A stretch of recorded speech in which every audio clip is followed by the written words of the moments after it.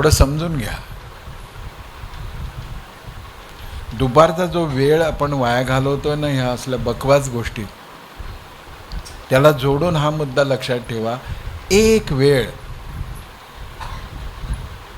केवळ नाईलाज म्हणून हे वाक्य उच्चारतो, एक वेळ देवघर दुर्लक्षित झालं तरी चालेल, होता कामा नये. पण स्वयंपाकघर देवघरापेक्षा मोठा आहे, महत्त्वाचा आहे, हे लक्षात ठेवा. कारण का स्वयंपाकघरात ज्या तऱ्हेचं स्पंदन आहे, वायुमंडल आहे, वातावरण आहे, त्यावरून त्या सगळ्या घरातल्या लोकांची मानसिकता ठरते. मग आपल्याला भागवताच्या शेवटच्या दिवशी कथाकाराला दक्षिणा, दान, वस्त्र द्यायचं असतं, माहिती आहे ना. तर काही देऊ नका, एक शब्द द्या मला की आम्ही आंघोळ केल्याशिवाय स्वयंपाक करणार नाही. एक शब्द द्यावा. नव्याने प्रपंच करणाऱ्या माझ्या लेकी सोनांनी तर ग्रंथावर हात ठेवून मला हा शब्द दिला. मग मला सोन्याची गाय मिळाली, महावस्त्र मिळालं, दक्षिणा मिळाली, सगळं झालं. की आंघोळ केल्याशिवाय तुम्ही इतके विकार घेऊन जाता. एक तर गबाळ्यासारखं गाऊन घालून दूध आणायला जाता, म्हणजे शरम आणणारी गोष्ट. आता तुम्ही म्हणाल बुवा तुमचं लक्ष बरं असतं का?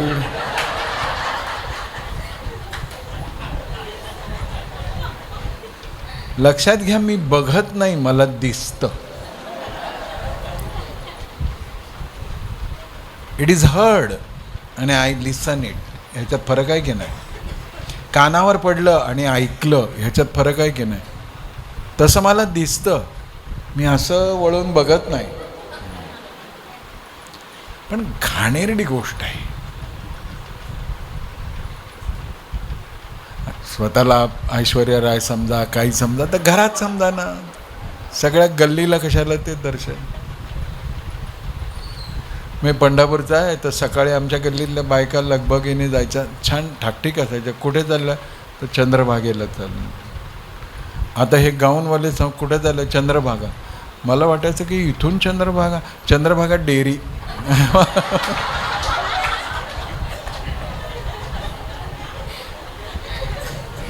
काय पारोशानी घराबाहेर पडणं, गृहिणीनं, लक्ष्मीनं दारिद्र्याला निमंत्रण देणं. मी मुळीच अंधश्रद्धा नाही. कपोल कल्पित भाकड तोडगे तोटक्यांवर कणमात्रही विश्वास न ठेवणारा मी नास्तिक पाखंडी आहे. तरी मी सांगतो, पारुशाने ज्या घरातली स्त्री बाहेर पडते कोणत्याही कारणाने, त्या घरामध्ये संपन्नता नाही. आणि जी घरातली स्त्री पारोशाने स्वयंपाक करते त्या घरामध्ये समृद्धी आणि संस्कृती नाही. किती उशीर होऊ द्या, 2 वाजता झोपा, सिनेमाला जाऊन या, नाटकाला जाऊन या, काय आंघोळ केल्याशिवाय आपल्या शयन कक्षातून बाहेर नाही आलं.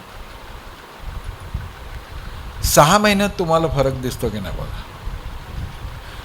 किती विकार, किती विषाणू, किती विषारी विचारांची स्पंदनं घेऊन आम्ही स्वयंपाकघरात जातो.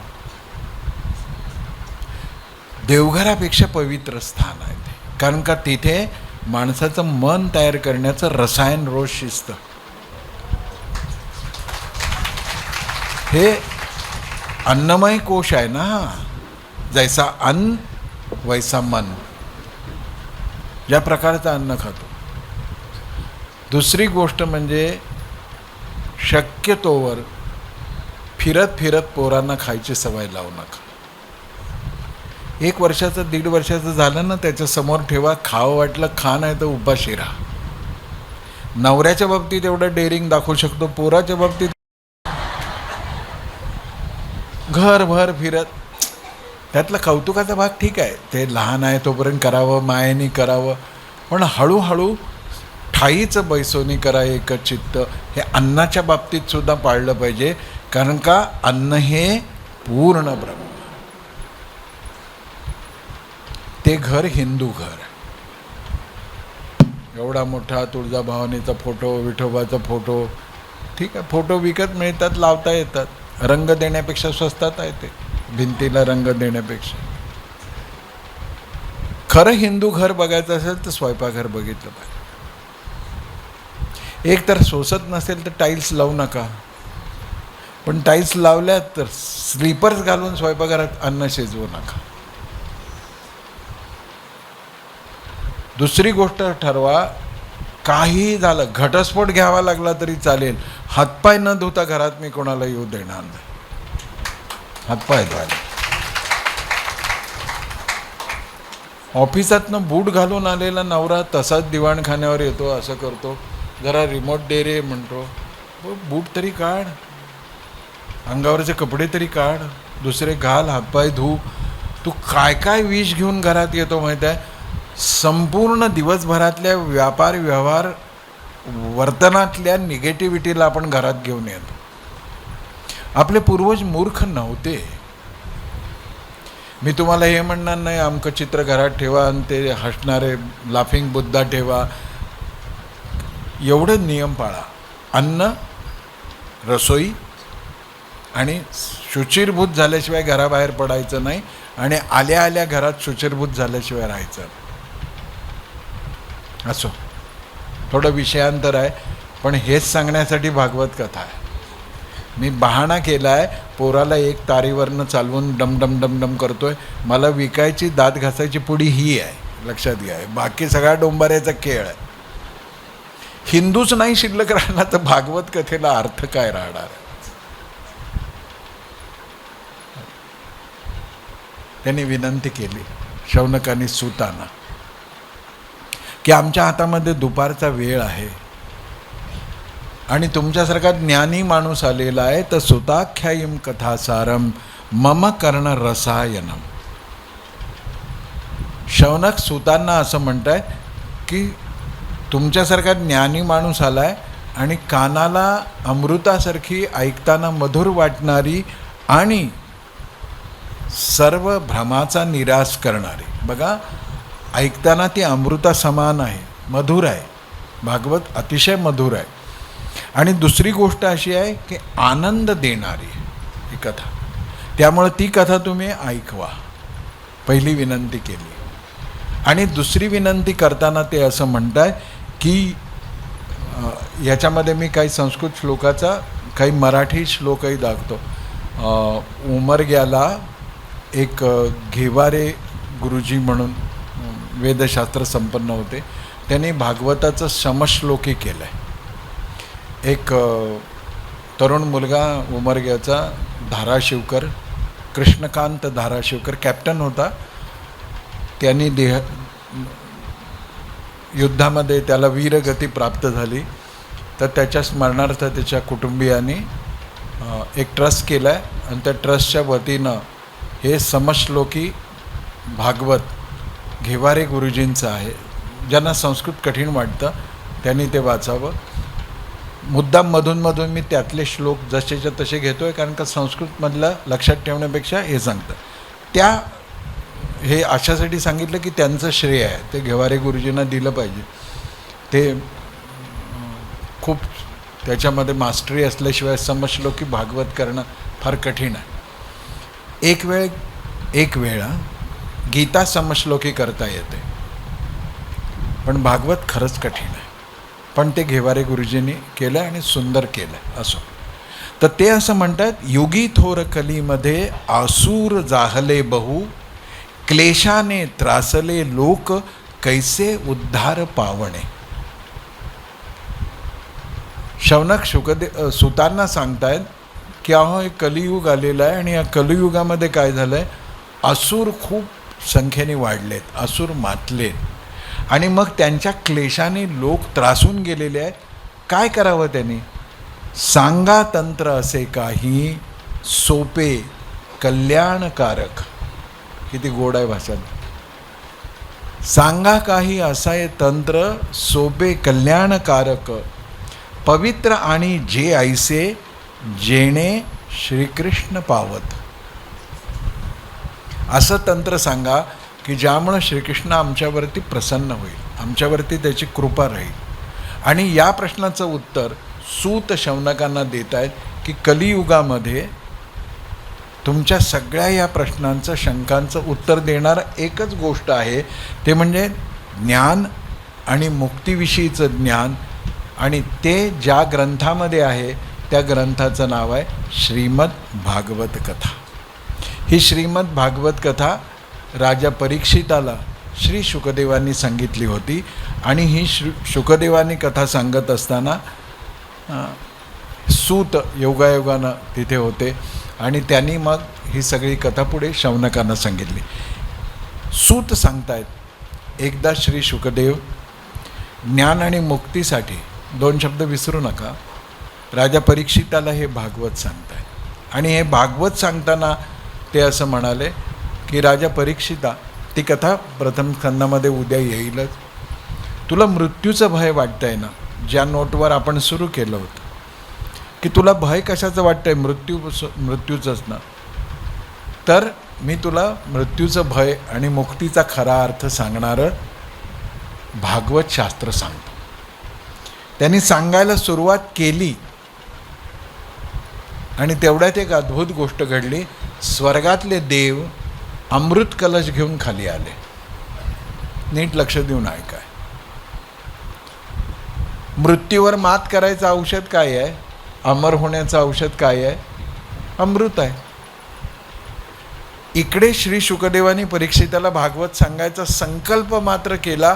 स्वर्गातले देव अमृत घेऊन आले, शुकदेवांच्या समोर उभे राहिले आणि ते असं म्हणाले की परीक्षिताला मृत्यूपासून अभय देणारं हे अमृत घेऊन आम्ही आलो आहोत. किती छान ना. अजून संकल्प केला आहे, फक्त संकल्प केला आहे, तेवढ्यात देव अमृत घेऊन आलेत. आणि ते काय म्हणतात, हे अमृत परीक्षिताला द्या, जेणेकरून त्याला अमरत्व प्राप्त होईल. इथपर्यंत ठीक आहे. पुढं ते असं म्हणतात, त्या बदल्यात आम्हाला भागवत कथामृत द्या, ज्यामुळं आम्हाला तृप्ती मिळेल. देवानामपि दुर्लभम. स्वर्गामध्ये भागवत नाही आहे, स्वर्गात अमृत आहे, स्वर्गात भागवत नाही. काही घाई करू नका स्वर्गात जायची. इथे राहा, इथे ऐका. भागवत इथे आहे, तिथे अजिबात नाही आहे भागवत. जेव्हा श्री रामजी अयोध्येतल्या सगळ्यांना घेऊन स्वधामी निघाले, तेव्हा महावीरांना, हनुमंतांना त्यांनी प्रश्न विचारला की सगळ्यांना घेऊन चाललो आहे मी, तुम्ही चला. आता हनुमानजी काय असे तसे आहे का? बुद्धिमताम वरिष्ठ. ते म्हणाले कि रघुनाथ सरकार, इतना बता दो, सबको ले जा रहे हो, बहुत अच्छी बात है, पर क्या बैकुंठ में जहाँ आप रहते हो वहाँ राम कथा भी होती है क्या? राम म्हणाले कि मैं स्वयं वहाँ हूँ, राम कथा की क्या ज़रूरत है? तो हनुमान जी म्हणाले कि आप चले जाइए, जहाँ राम कथा नहीं वहाँ मैं नहीं आ सकता हूँ. त्यामुळे स्वर्गामध्ये, वैकुंठामध्ये गंमत नाही, सगळं इथे आहे, इथे आहे. आणि त्यामुळे इथे हे मिळतं. तर देवांना वाटलं की आपण ह्याला अमर करणारा अमृत देऊ, त्याच्या बदल्यात कथामृत घेऊ. शुकदेवांचे ते लक्षात आलं आणि शुकदेव त्यांना देवाला म्हणाले, क्व सुधा क्व कथा लोके. कुठे ते अमृत? क्व सुधा, कुठे ते अमृत? क्व कथा लोके, ही भागवत कथा कुठे? क्व काचहा क्व मणिर महान, कुठे ती काच आणि कुठे आहे रत्न? कथा रत्न आहे आणि तुम्ही घेऊन आलेला अमृत आहे ना, आमच्यासाठी पुळकवणी पाणी आहे, त्याला काही अर्थ नाही आहे. आणि म्हणून तुम्हाला मी सांगतो, ब्रह्मरातो विचारये वयम तदा देवांज हासय. देवांची उपहास केला, त्यांचा तिरस्कार एका अर्थाने केला.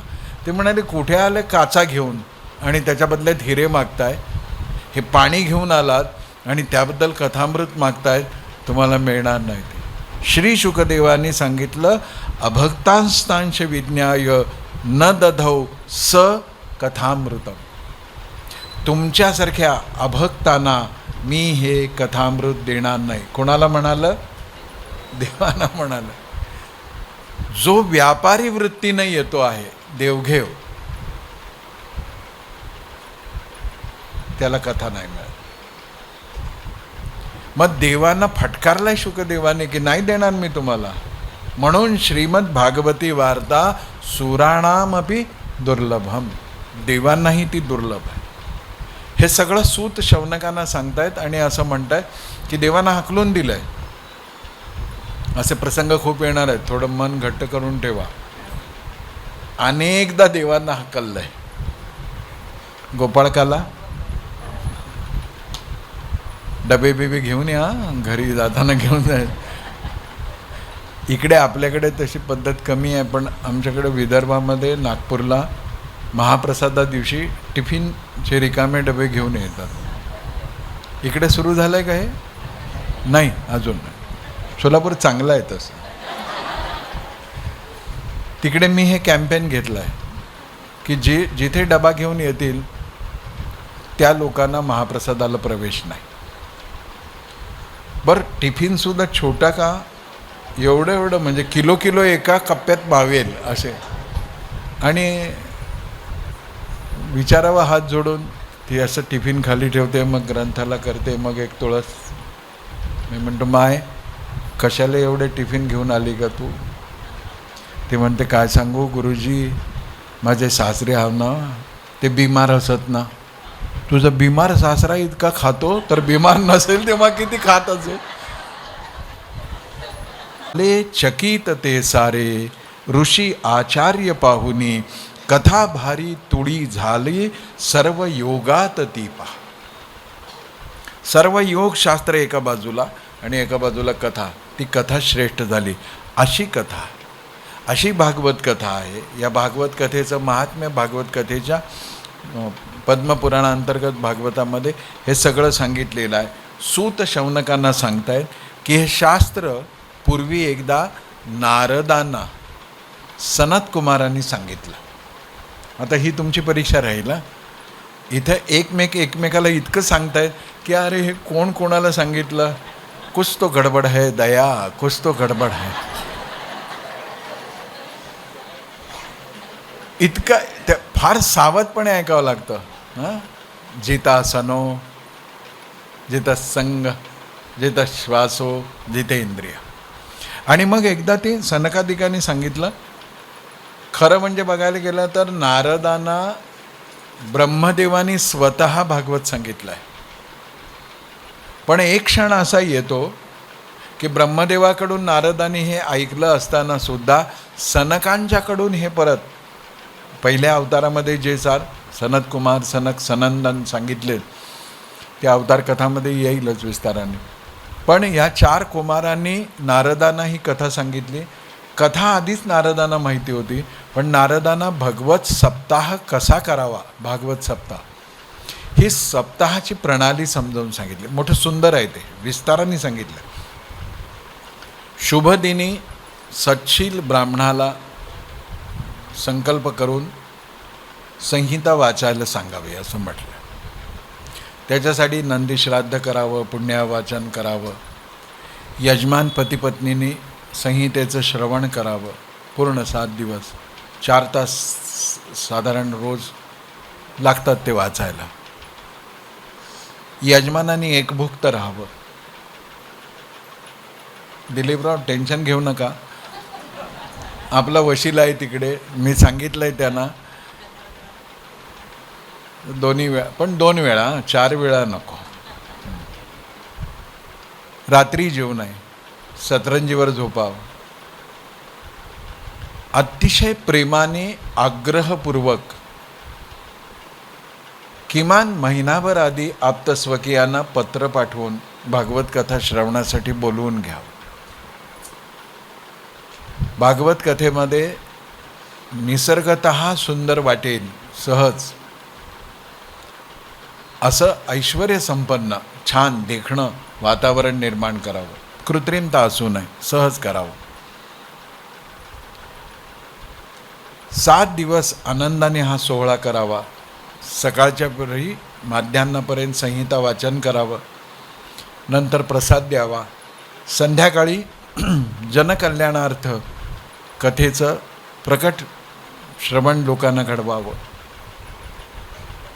ज्या लोकांना हरिसंकीर्तन करायला वेळ मिळत नाही आणि कष्टामुळं, कामामुळं, परिस्थितीमुळं अशा लोकांना आग्रहपूर्वक बोलवून सन्मानाने समोर बसवून भागवत ऐकवा. यात त्यांनी वापरलेला शब्द आहे की भागवत कथेचं निमंत्रण देताना प्रतिष्ठित अभ्यागतांना जसं आमंत्रित करावं तसं आ चांडाल सगळ्यांना बोलवावं. आ चांडाल हा शब्द वापरला आहे. म्हणजे ज्याला आपण कळण्याच्या साठी वापरतो, क्लेश होतो मला तो वापरता, खालच्या जातीचे म्हणतो ना. असं काही नसतं खालची जात वरची जात, पण अज्ञान आहे, आसक्ती आहे आणि वर्णविषयी अविवेकी अहंकार आहे, त्यामुळं आपण वरचे जात आहोत. असं काही नसतं. त्याच्या दरबारात तर काही नसतं. ना श्रीमंत आहे, ना गरीब आहे, ना उच्च आहे, ना नीच आहे. सगळ्यांना हात पसरून तो बोलवतो, यारे यारे लहान थोर. आणि भक्त काय कमी वस्तात आहे का? आता श्रीमंताच्या नावाने मंदिर ओळखली जायला लागली. बिर्ला मंदिर म्हणतो ना, बिर्लाचं मंदिर आहे, बिर्लाची मूर्ती स्थापन केली आहे. नाही, बिर्ला मंदिर, अमकं मंदिर, तमकं. शेठजींच्या नावाने देव ओळखले जायला लागले. कलियुग आहे, कलियुग. शिर्डी ना, एक शिर्डी देवस्थान आहे ना, मला माहीत नाही ते कुठं आहे, मला फक्त पंढरपूर माहिती आहे. तिथे देणगीनुसार 5 आहेत म्हणे. आता नवीन सुरू केलं, माहीत नाही खरं खोटं माहीत नाही. अनेकांची स्तुती, एका ब्रह्महत्या, पांडुरंगा वाचून कोणाच्याहीकडे जात नाही आम्ही. ते सगळं तिथे आहे पंढरपूरला. महायोगपीठ म्हटलं. कुठे दुसरीकडे, ज्याची माहेर श्रीमंत आहेत त्याला भीक मागायची वेळ कधी येत नाही.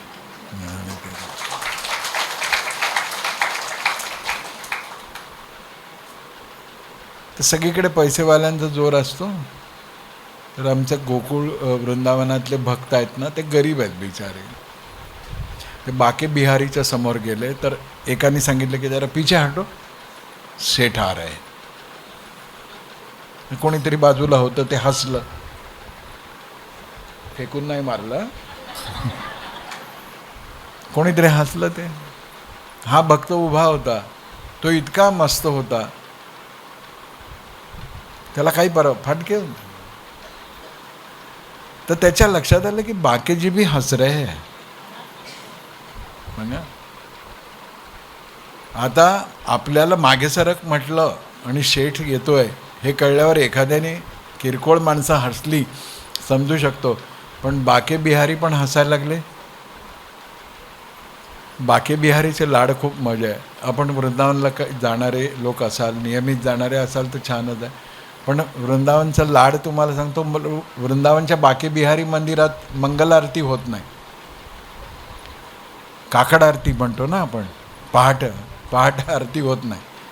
का तर रात्री रासलीला करून येऊन झोपायला उशीर झालेला आहे, तर पहाटे कशाला उठवायचं म्हणून उशीर आहे. भयंकर बदमाशी आहे. वृंदावन आहे ना, ऐसा कोई सगा नहीं जिसको हमने ठगा नहीं. वृंदावन एक वेगळीच गोष्ट आहे तिथलेला.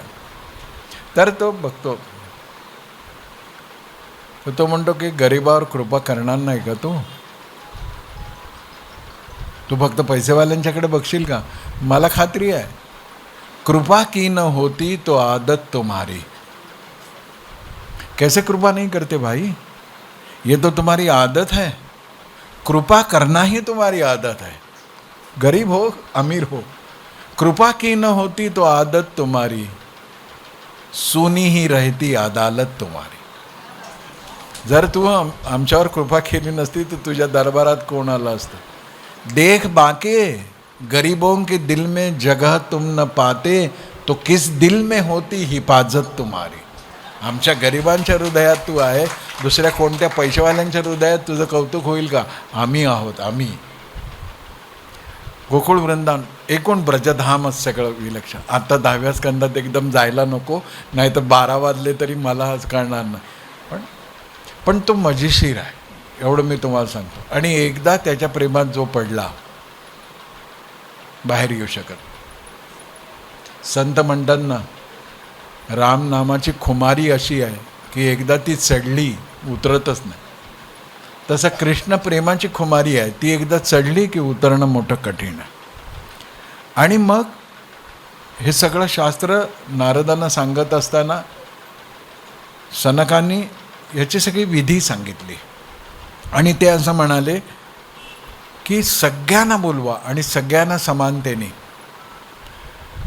म्हणून आज मला आणखीन एक बरं का वाटलं, सगळे आत आलो आपण. त्यामुळं सोफ्यांची व्यवस्था रद्द झाली, हे मला फार बरं वाटलं. सोपेपणा आणि सोपस्कार परमार्थात अगदी घातक आहेत. असं वाटतं की जो प्रामाणिक ऐकणार आहे ना, तो कोपऱ्यात आहे. आणि जे फक्त समारंभामध्ये सेलिब्रिटी आहेत, ते येऊन निघून जाणार आहेत, ते तेवढ्या वेळेस जागा जागेवर बसतात. जागा उभवतात म्हणणं बरं नाही राहत.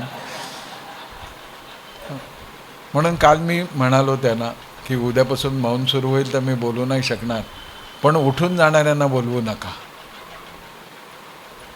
मग आरतीच्या वेळे बोलू. कारण का असं भरल्या संसारातून उठून जाणं बरं नाही दिसत. एवढ्या प्रतिष्ठित माणूस असं भरल्या संसारातून उठून गेला, कसं वाटतं ना जीवाला. तर ते बरं नाही वाटत. पण कथा विकल्प म्हटलंय, मी हे खोटं पदार्थ सांगत नाही. कथा सुरू झाल्यानंतर इथून इथे किंवा इथून इथे असं आडवं जायचं नसतं. त्याला कथा विकल्प म्हटलंय. माझ्यामुळे कथेत विकल्प येण्याची कोणतीही गोष्ट घडली, जांभई, शिंक, खोकला किंवा उठणं बसणं, खुर्चीचा आवाज, त्याला गोहत्येचं पातक लागतं म्हणतात. खूप कठीण आहे. श्रोता होणं कठीण आहे. श्रोता देवाचाच अवतार आहे. वक्ता तो वक्ताची नोहे, श्रोते नवेणं. श्रोता नसेल तर वक्त्याची अवकात काय.